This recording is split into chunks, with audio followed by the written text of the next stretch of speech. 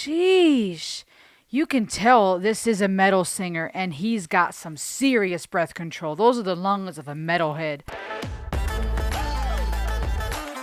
Hey everybody, welcome to the Ultimate World Music Reaction Channel. There's so much to talk about here. Are you ready for a deep dive? Ayo! Hey everybody, welcome back. It's me, Rosalie. Welcome to the Ultimate World Music Reaction Channel. We are heading over to Brazil today. Bem-vindo. Welcome. We're going to check out a metal singer named Dan Vasc. I hope I'm saying his name right, Dan Vasc, singing Amazing Grace. The song has been going viral, put out 3 months ago, over 5 million views, and the artist himself has over 828,000 subscribers. He's been taking off. I don't know anything about this artist. All I can see is that he's a metal singer, and he is tackling the famous hymn called Amazing Grace. Now, I've reviewed Pentatonix's version of Amazing Grace. It is a beautiful, powerful hymn that was published in 1779, a long time ago, with words written in 1772, I believe by the English Anglican clergyman and poet John Newton. And it is very popular. It's been sung by so many and around churches, even by secular groups. Like I said, I've reviewed Pentatonix's cover of it. And the story behind it is, according to the Dictionary of American Hymnology, it was a spiritual autobiography. Newton, in his years of youth, came very close to death. And he was examining his relationship with God, relapsing into bad habits. He deserted the Navy and he began a career in slave trading.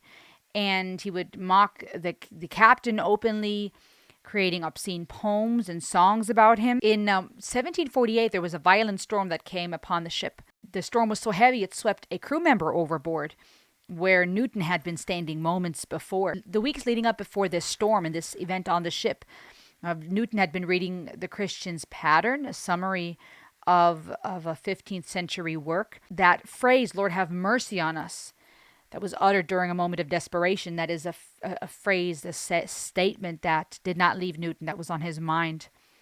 And so he began dealing with this topic of God's mercy, God's grace. And long story short, over the course of time, through his conversion and through writing these words, Amazing Grace, with the words written by Newton and the tune of the New Britain, the melody that was used of the New Britain, it became most currently associated with those words. So all that to say, we know that this is a hymn that goes way, way back. We know that it is has been sung by many. It means different things to different people. Powerful lyrics about mercy, about receiving something we don't deserve, about a loving and a gracious God, and that switch, if you will, right? Just like the word conversion means going from one place to another. And here a metal singer performs it, which is very unique because we've seen a cappella groups like Pentatonix perform it. We know of many church groups that do it. There's choir versions, there's solo versions. But I'm very curious, what does it sound like when a metal singer performs it? So let's check it out. Amazing grace, how sweet the sound that saved a wretch like me. I once was lost, but now I'm found.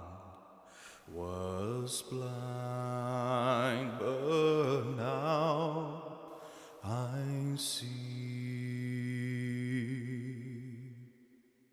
'Twas grace that taught my heart to fear, and grace my fears relieved. How precious did that grace appear the hour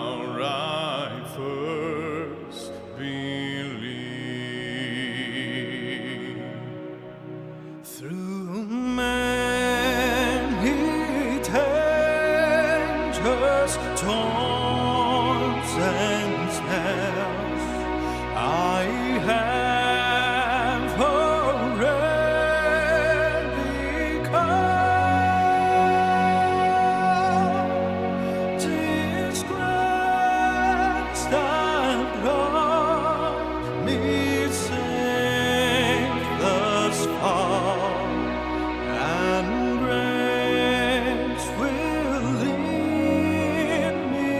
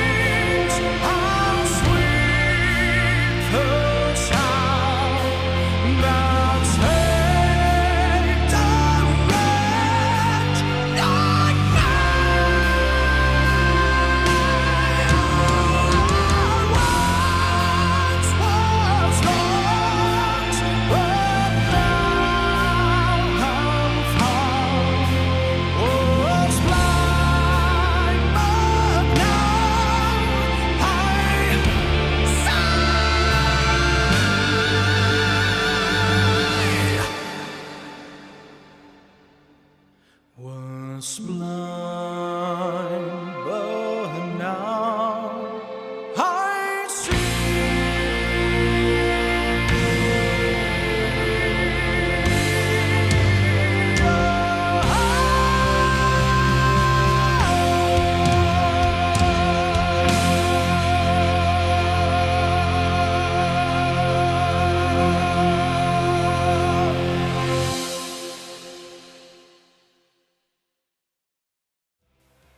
Sheesh. You can tell this is a metal singer and he's got some serious breath control. Those are the lungs of a metalhead. Oh my goodness. Did you see how the jaw was moving as he was holding those notes? The way that this song builds was impressive. It was powerful. When I listened to, just as an example, the Sound of Silence by Disturbed, okay? And it just had this unique take on the song.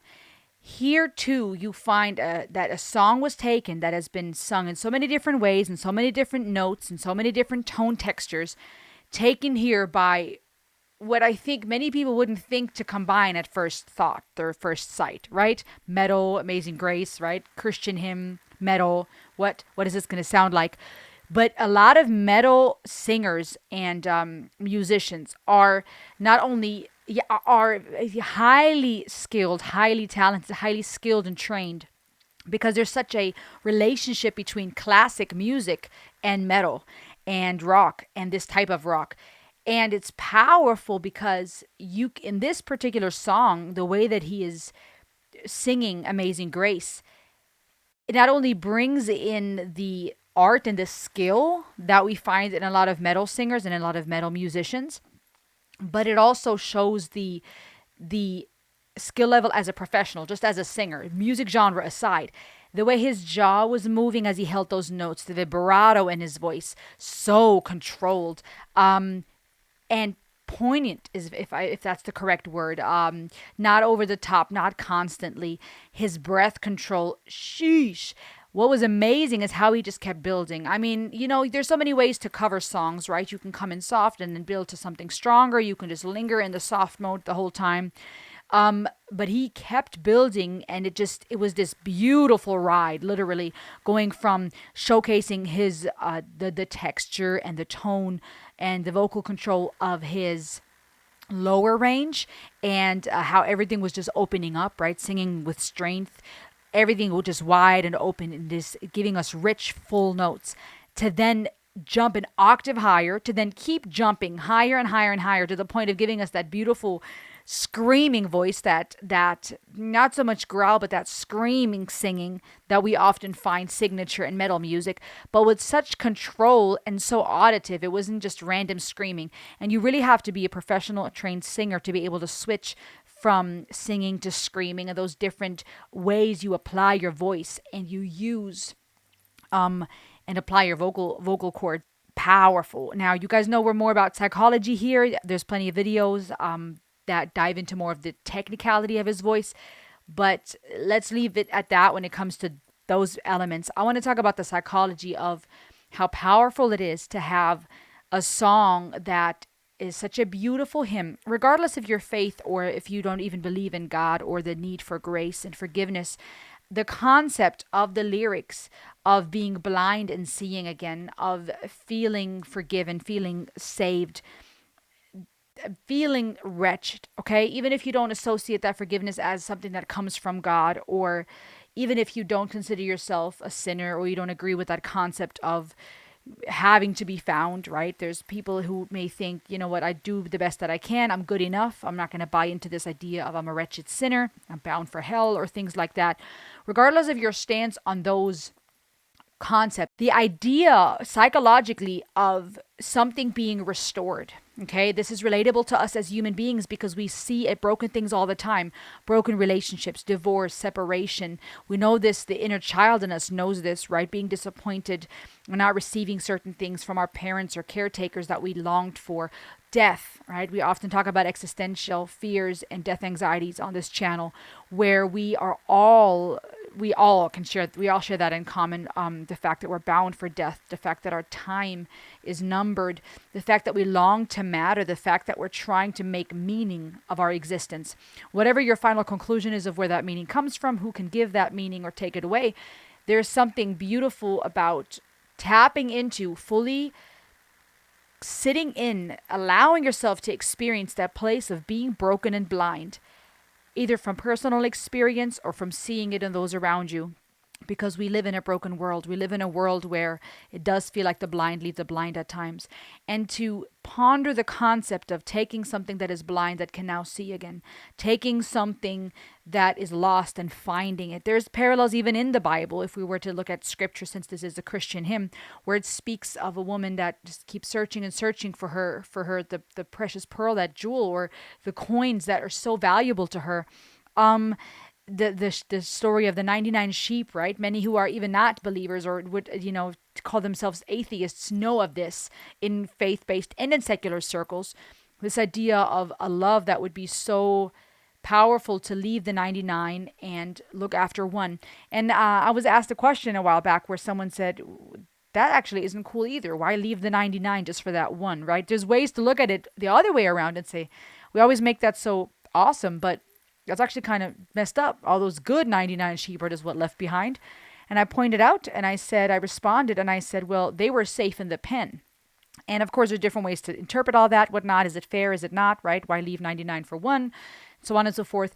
But from what we know, the idea is mostly focused on that one that needed the saving. The 99 were safe and sound. They weren't abandoned or forgotten now in lieu of that one sheep. It was that one sheep that needed help. And there's something about that, even driving down the highway and finding people moving out of the way when an ambulance comes racing down the street, because we all know, for one, it's the law, but also we know this person needs help. Whoever this ambulance is going for or transporting, their situation is the most pressing right now. And in life, that will change in different seasons at different times, right? No one person can get all the attention and all the help all the time. There's different causes, different seasons for everything. There's a time for everything under the sun. There's a time to talk about this topic and that topic. We all want to have that time in the sun, to be seen, to be valued. And if we're hurting, to be helped, to be comforted. And so I'm saying all this so generally and so psychologically because I really want you to understand or try to tap into the power of this song. And I want to make it relatable to those of you who don't treasure the idea of mercy and forgiveness the way that those who have messed up in life or who feel wretched would. But regardless of where you stand, as I said, this song, the lyrics are beautiful. They're a beautiful compilation of the concept of how sweet it is, the sound of someone seeing after they've been blind, being found after they was lost. 'Twas grace that taught my heart to fear. In grace my fears relieved. That duality here of grace teaching us to fear. What type of fear? Ideally, I would say fear in the sense of a reverence. When we love someone, God, another human being, it's grace. It's such a gift to love someone, to revere God, to love someone, to honor someone, to cherish that. It's that grace, but also that same grace that relieves our fears. So there's a duality here, I would almost say, between reverence and fear, right? Fear can be a powerful and helpful tool, right? Fear of burning ourselves, fear when we're at the edge of the cliff, a healthy reverence for things, a healthy respect for things. But fear can also be crippling and paralyze us from experiencing life to the fullest. So there's a lot of duality here. How precious did that grace appear the hour I first believed. You know, in a world where we live in the swipe culture, like swulture, like I like to call it, I think it's hard to really appreciate things because we don't take enough time to really savor, right? We drink, we eat, we go through the motion. It might taste good, but the more consumeristic we are, the more we live in a consumeristic world. It goes so fast. We buy ourselves something pretty. We may be excited about it for a day, a few minutes, a few hours, and then we move on to the next thing, or we want the next best thing. And we don't really practice delayed gratification. We don't wait. We don't really cherish things. We don't savor them. It becomes almost like a exotic practice to say, I'm going to be present, right? We watch meditation and listen to meditation podcasts and tracks to teach us to be mindful and present because it's such a foreign concept to us. And so to savor this for a moment and to savor these words, how precious did that grace appear the hour I first believed. A lot of you like reaction videos because you get to relive that first moment you watched and fell in love with something through the eyes of the reactor. Try to hone in on that feeling of your first, whatever it is, your first that was so sweet, so innocent, so pure.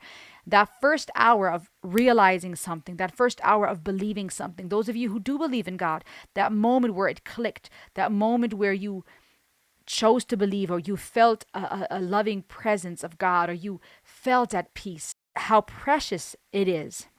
And then, the verses continue. We won't go through all the lyrics, but I'm just trying to linger on this for a second to really showcase how powerful this song is, how beautiful and how rich these lyrics. And then to have a metal singer with the skill level that we already touched on a bit, sing this song with such force. Those low, rich notes really gave it a level of reverence. And psychologically, that too has a different impact on me than if it was a female opera singer. Though it would be just as beautiful and beautiful in its own way, there was something here about that male energy, that strength, those lower notes, the timbre of his voice, and how he was building up to that belting, that screaming with such strength and precision. I feel it was the perfect genre, if you will, for lack of a better word, to sing this song in.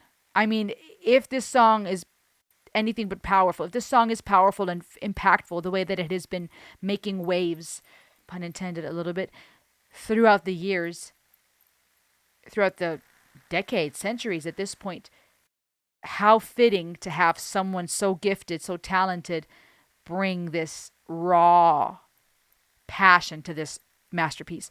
This was pretty amazing. What did you think? Let me know in the comments below. Make sure to subscribe. Thank you for hanging out on these rides with me today. It was amazing to go to Brazil today and to enjoy this amazing artist.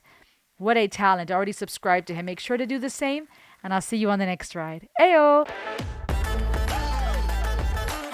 Hey everybody, welcome to the Ultimate World Music Reaction Channel. There's so much to talk about here. Are you ready for a deep dive? Ayo!